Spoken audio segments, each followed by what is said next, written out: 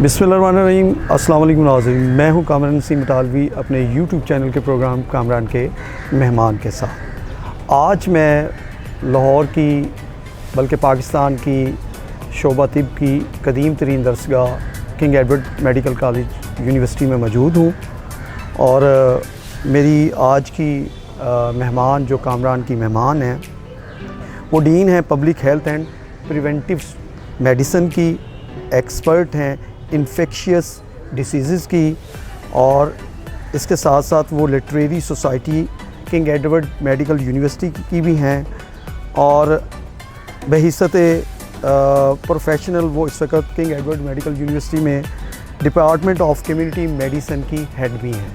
आइए चलते हैं और उनसे मुलाकात करते हैं। मैडम डॉक्टर सायरा अफजल साहबा, आपका बहुत शुक्रिया कि आपने हमारे लिए अपना कीमती वक्त निकाला। तो पहला सवाल आपसे मैं ये पूछना चाहूँगा कि आप पाकिस्तान के एक नुमायाँ और सबसे पुराने तिब्बी मेडिकल यूनिवर्सिटी, जो कि पहले कॉलेज होता था किंग एडवर्ड मेडिकल कॉलेज, अब ये यूनिवर्सिटी बन चुका हुआ है, उसमें एक अहम तरीन डिपार्टमेंट की कम्युनिटी मेडिसिन डिपार्टमेंट की हेड हैं। उसके हवाले से पहले तो आप अपने अदारे के हवाले से बताएं, फिर आप अपने डिपार्टमेंट के हवाले से बताएं। बहुत शुक्रिया। किंग एडवर्ड मेडिकल कॉलेज से मैं फ़ारिगुल तहसील होने के बाद यहीं पर मेरी जॉब हो गई और अल्हम्दुलिल्लाह अब 16 साल से मैं department of community medicine and epidemiology में काम कर रही हूँ और पिछले 10 साल से मैं इस डिपार्टमेंट को हेड भी कर रही हूँ। और 1860 की बात है जब ये तिब्बी इदारा मौर्ज़े वजूद में आया।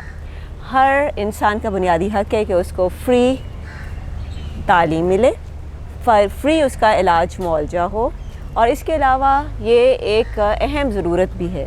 अगर हम देखें तो बहुत से लोग अपना तमाम जमा पूंजी अपने इलाज मुआवजे पर ख़र्च कर देने के बाद अक्सर हमारे पास इन हस्पतालों में आते हैं और सरकारी हस्पतालों में आकर वो तमाम डॉक्टर्स से ये तवक्को करते हैं कि उनकी इलाज ठीक तरह से हो जाए। किंग एडवर्ड मेडिकल कॉलेज के साथ 7 एफिलिएटेड हस्पताल हैं। उनमें से सबसे बड़ा और हस्पताल ये सामने आपको नज़र आ रहा है, ये मेयो हस्पताल है। इसकी ये खूबसूरत बिल्डिंग है और इसके अंदर 2000 से ज़्यादा बेड मौजूद हैं। इस हस्पताल के अंदर बहुत से डिपार्टमेंट्स हैं जहाँ पर इलाज मुआवजे की बहुत अच्छी सहूलियात मौजूद हैं। और इस वक्त आपकी यूनिवर्सिटी के अंदर कितने तालिब इल्म ज़ेर तालीम हैं? जी, इस वक्त हमारे पास हर साल 350 के करीब तलबा MBBS यानी डॉक्टरी की डिग्री हासिल करने के लिए मेरिट पर मुंतखब होते हैं और फिर तकरीबन 1000 से ज़्यादा हमारे तलबा और तालिबात हमारे पोस्ट ग्रेजुएट प्रोग्राम्स का पार्ट हैं, जिसमें PhD, MPhil, MPH, FCPS और दीगर प्रोग्राम शामिल हैं। अच्छा मैडम, ये पूछना चाह रहा था कि यहाँ पर पाकिस्तान के तमाम सूबों में बल्कि मरकज़ में भी इस वक्त बहुत से मेडिकल इंस्टीट्यूट मौजूद हैं जी। आप ये बताएं कि किंग एडवर्ड मेडिकल यूनिवर्सिटी जो या कॉलेज है उसकी इस वक्त जो है कंट्रीब्यूशन क्या है? जी, आपका बहुत खूबसूरत सवाल है। इस वक्त किंग एडवर्ड मेडिकल यूनिवर्सिटी के एलुमनाई पूरी दुनिया में मौजूद है और वहाँ पर थिंक टैंक्स का पार्ट है, पॉलिसी मेकिंग का पार्ट है। आप USA में हमारी एक तंजीम कैमकाना बहुत मौसर काम कर रही है, इसलिए इसके अलावा हमारे किंग एडवर्ड मेडिकल कॉलेज और यूनिवर्सिटी के फ़ारिगुल तहसील तलबा और तालिबात अपना एक और नॉर्थ अमेरिका के अंदर तंजीम है, उसका मेंबर हैं। कैमका UK जिसके अंदर यूनाइटेड किंगडम में हमारे तलबा और तालिबात अपना काम कर रहे हैं। इसके अलावा दीगर ममालिक जिसमें ऑस्ट्रेलिया और मिडल ईस्ट कंट्रीज़, सऊदी अरब, अरबुल अमारात, कतर, इन तमाम जगहों पर हमारे एलुमनाई मौजूद है। और अभी हम जिस जगह पे खड़े हैं ये भी हमारे एक एलुमनस हैं, डॉक्टर मकबूल अहमद। उनकी जनरस डोनेशन से ये इमारत तामीर की गई है और तमाम तलबा और तालिबात जहाँ पर भी हैं वो ना सिर्फ पाकिस्तान का नाम रोशन कर रहे हैं बल्कि वो अपने मादरे इल्मी का नाम भी रोशन कर रहे हैं। अच्छा मैडम सायरा, आपसे मैं ये पूछना चाह रहा हूँ कि जब आपने सबसे पहले तो ये मुझे बताएं कि आपने कब जो है ना वो कम्युनिटी मेडिसिन डिपार्टमेंट जो है उसका जो है ना वो उसकी सरबराही संभाली और جب آپ آئیں اس وقت آپ کے ڈپارٹمنٹ کی صورتحال کیا تھی اور آج جتنا بھی عرصہ گزر چکا ہے وہ ظاہر آپ بتائیں گی، اس دوران آپ کیا کیا چینجز لے کے آئیں؟ جی، جب یہ 2012 کی بات ہے، تقریباً 10 سال سے زیادہ کا عرصہ ہو گیا کہ میں کنگ ایڈورڈ میڈیکل یونیورسٹی کے ڈپارٹمنٹ آف کمیونٹی میڈیسن کو ہیڈ کر رہی ہوں۔ اس کے علاوہ 2018 سے میں dean of public health and preventive medicine ہوں، اور اس میں ہم نے بہت سی تبدیلیاں لے کر آئے۔ As a young HOD I was very keen کہ ہم یہاں نئے پروگرام شروع کریں، جس کے لیے ہم نے اپنے ڈپارٹمنٹ میں PhD پروگرام، FCPS اور MPhil پروگرامز کو ایک نئی جہت دی، نئے کریکولم ڈیزائن کیے۔ اس کے علاوہ ہم نے اور بھی بہت سا کام کیا۔ ہمارے ریسرچ پروجیکٹس کے اندر ہم نے ایسی نیوٹریشن بنائی جو کہ ٹیلی نیوٹریشن کے ذریعے ہم نے ملک کے طول و عرض میں وہ نیوٹریشن کی سہولیات بہم پہنچائیں۔ کووڈ کے اندر آپ کو پتہ ہے بہت سے لوگ بیمار ہو گئے، اور پھر وہ ان کے اندر ویکنیس تھی، پوسٹ کووڈ لانگ سنڈروم، جس میں ان کو فیٹیگ ویکنیس کے ساتھ ایک خاص نیوٹریشن درکار تھی، وہ بھی ہم نے ریسرچ پروجیکٹ کے طور پر یہاں پر کیا، اور وہ تمام نیوٹریشن ان کو بہم پہنچائی۔ پھر ڈینگی کے اندر ہم نے دیکھا کہ بہت سے مریض جن کو ڈینگی ہو جاتا ہے اس کے بعد بھی وہ بہت دیر تک اپنے کام پر جانے کے قابل نہیں رہتے، یا کمپلیکیشنز میں آ جاتے ہیں، جس میں پیٹ کا درد، سر کا درد، اور ہر وقت ایک نقاہت اور کمزوری کا شکار رہتے ہیں۔ تو ان کے لیے بھی ہم نے ریسرچ پروجیکٹس متعارف کرائیں۔ ایز اے ڈین میرے انڈر اس وقت 3 ڈپارٹمنٹس ہیں، اور ان میں سے ایک قابل ذکر ڈپارٹمنٹ پریونٹیو پیڈیاٹرکس کا ہے، جہاں پر ہم بچوں کی نیوٹریشن کے لیے خاص طور پہ کام کر رہے ہیں۔ صبح بھی آج ہماری ایک پریزنٹیشن تھی جس کے اندر ready to use therapeutic food اور ready to use supplemental food کے اوپر بات چیت کی گئی۔ تھیراپیوٹک فوڈ یہ ہے کہ وہ لوگ جن کے اندر میل نیوٹریشن ہے، اور وہ بچے جو کہ لقمہ اجل بن سکتے ہیں، ان کو اچھی نیوٹریشن اس طرح پیکٹ کی فارم میں دی جائے کہ ان کے والدین کو فوراً دینے میں کوئی مسئلہ نہ ہو اور انہیں کوک نہ کرنا پڑے۔ اسی طرح سیلاب زدہ علاقوں میں بہت سی جگہوں کے اوپر آپ کے پاس چولہے موجود نہیں ہیں، تو وہاں پر بھی یہ نیوٹریشن کام آ سکتی ہے۔ اگلی نیوٹریشن ہے سپلیمنٹل فوڈ۔ بہت سے بچے ایسے ہیں جو کہ سٹنٹنگ کا شکار ہیں۔ اس وقت پاکستان میں 44% سے زیادہ بچے ایسے ہیں جو کہ اپنے گروتھ پوٹینشیل کو اچیو نہیں کر رہے۔ اس کا مطلب یہ ہے کہ جس قدر ان کی ذہنی نشوونما ہو سکتی تھی یا ان کی گروتھ ہو سکتی تھی، وہ اس کو اچیو نہیں کر پائے کیونکہ ان کی خوراک مناسب نہیں تھی۔ یہاں پر ready to use supplemental food کا بہت کام ہے۔ اس میں خاص چیز ہم نے وائٹامن ڈی، میتھیونین اور ضروری امائنو ایسڈ اور فیٹی ایسڈ سے اس کا پارٹ بنایا، اور پھر وہ ہم نے ان بچوں کو دی، اور اس میں ہمیں بہت اچھے ریزلٹس ملے ہیں۔ ٹھیک ہے، اور اس میں آپ بچوں کی نیوٹریشن کے حوالے سے کیا تجاویز دے سکتی ہیں؟ جی، بچوں کے لیے سب سے اہم چیز یہ ہے کہ ان کی گروتھ ٹھیک طور پر ہو، اور گروتھ کے لیے ان کو گروتھ چارٹس جو کہ WHO ریکمینڈ کرتا ہے وہ انہیں متواتر اپنے بنوانے چاہیے۔ تمام ماؤں کو میں یہ ضرور گزارش کروں گی کہ بچوں کو حفاظتی ٹیکے ضرور لگوائیں، یہ ان کو تمام انفیکشس ڈیزیزز سے بچاتے ہیں۔ بہت دفعہ ایسا ہوتا ہے کہ بچے کو ٹیکے نہیں لگے ہوتے، جس کی وجہ سے وہ بار بار بیمار ہوتا ہے اور اس سے اس کی گروتھ متاثر ہوتی ہے۔ آپ اگر بچوں کو حفاظتی ٹیکے لگوا لیتے ہیں تو اس سے بچے کی نشوونما بہتر طور پر ہوگی، اور جب بھی آپ اس کو حفاظتی ٹیکے لگوانے کے لیے آئیں تو ساتھ ہی اس کا گروتھ چارٹ ضرور بنوائیں، اور اس کے گروتھ کے بارے میں آپ کو معلوم ہونا چاہیے۔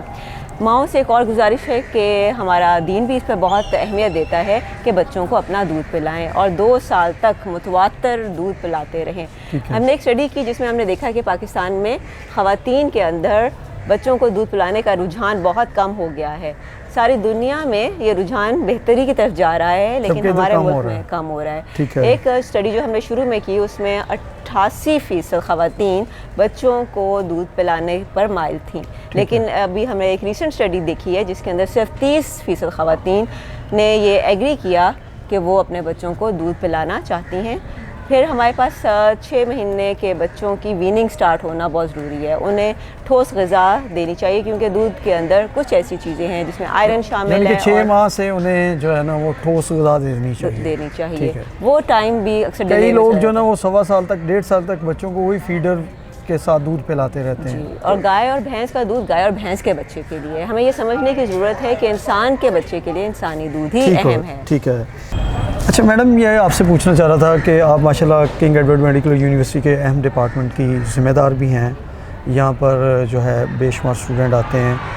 اور کیا آپ یہ سمجھتے ہیں کہ پاکستان کے اندر میڈیکل ایجوکیشن کے اندر بچوں کو پراپر اپرچونٹی مل رہی ہے؟ اگر نہیں مل رہی تو آپ کے پاس اس کا کیا حل ہے؟ جی، آپ نے بہت اہم سوال کیا، کیونکہ طب کی تعلیم بہت اہم تعلیم ہے، اور اس وقت ہم نہ صرف پاکستان کے لیے بلکہ بیرون ملک کے لیے بھی ڈاکٹرز بنا رہے ہیں. جہاں تک اس کو بہتر کرنے کے لیے کچھ تجاویز ہیں. ایک تو یہ کہ ہمیں یونیفارم کریکولم کی طرف بڑھنا چاہیے. ہمارے امتحان کا سسٹم بہت ضروری ہے کہ اس کو بہت زیادہ اسٹرنجنٹ اور قابل اسٹینڈرڈ پر لایا جائے تاکہ اس کا معیار انٹرنیشنل ایگزامینیشن کے برابر ہو. اس سے ہمارے طلباء و طالبات کا انٹرنیشنل کمیونٹی کے اندر وقار بڑھے گا اور پاکستان ان کی قابلیت کی بنیاد پر فخر کر سکے گا. اگلی بات جو آپ نے مجھ سے پوچھی وہ ہے ریسرچ کی. ہمارے طلباء و طالبات کا ریسرچ کے اندر آگے بڑھنا بہت ضروری ہے. اگر ہم دنیا میں دیکھیں تو اس وقت تمام یونیورسٹیز کی طرف نئے خیالات اور ریسرچ کے لیے دیکھا جاتا ہے. اور طب کی دنیا کے اندر چونکہ کنگ ایڈورڈ میڈیکل یونیورسٹی وہ یونیورسٹی ہے جب پاکستان بنا تو یہ پائنیئر تھی. یہیں سے باقی ادارے تخلیق پائے اور یہاں کی فیکلٹی نے جا کر باقی اداروں کی بنیاد رکھی.